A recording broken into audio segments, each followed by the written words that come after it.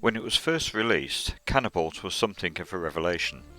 The flash-based game excelled in its simplicity, and despite being quite basic in its premise, proved to be incredibly addictive and quickly became a global hit. The monochromatic endless runner saw your character traverse rooftops, jumping over obstacles and leaping from building to building, all under the control of a single button press. Scrolling continually, getting faster and faster as the game progressed. There was no goal as such, just get as far as possible before colliding with an immovable object or falling off a building to your inevitable doom. Despite being a free-to-play online game, commercial releases soon followed, including one for the PlayStation family as part of the PSP's Minis range. I have to admit that at the time I wasn't particularly impressed. While I enjoyed the game, I felt that it was too repetitive. Looking back at my review for Vita player, I think I was too harsh and I was probably expecting more from the game than it was intending to offer. Anyway, as seems to be the case in the retro gaming community, developers these days are keen to show that old hardware is capable of doing far more than it was ever intended, and in 2001, C64anabalt was released by RGCD. Developed for the Commodore 64 for the RGCD's 16K competition, this was an authorised conversion of the game and was ported to the 8-bit system by Paul Collar. Considering the system requirements of the original, you'd think that Canabalt on a 36-year-old home computer would be pretty abysmal, and when I loaded the game up I have to be honest and say I wasn't expecting much. I'd heard a lot of positive things about the port over the last few years, but still wasn't too sure until I'd experienced it for myself.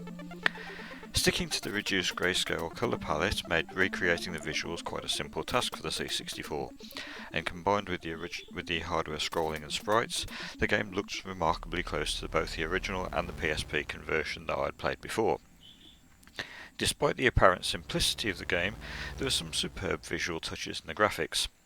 The sprites are extremely well animated, not just the main character, but additional sprites including flocks of birds that you can disturb on your run that featured in the original. The parallax scrolling is incredibly smooth, and this doesn't stutter for one moment even at the higher speeds, and the additional effects of crumbling buildings and the earthquake effect at the start of the game are equally impressive.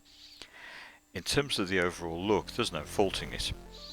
Sound is equally impressive, with a great SID interpretation of the original game soundtrack playing throughout, although there are no sound effects in the game unfortunately. But all of that's irrelevant if the gameplay is lacking.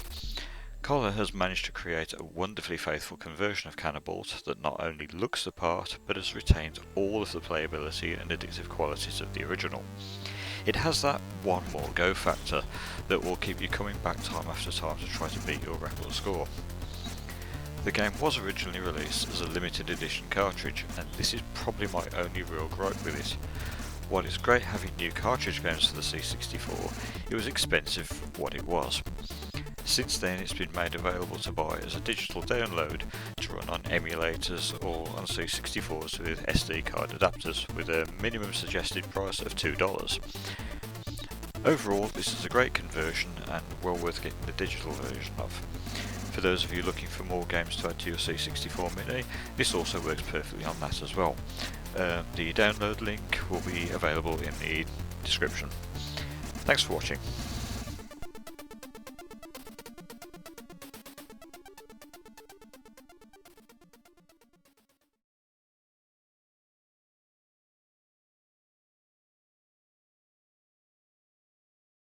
Thank you for watching.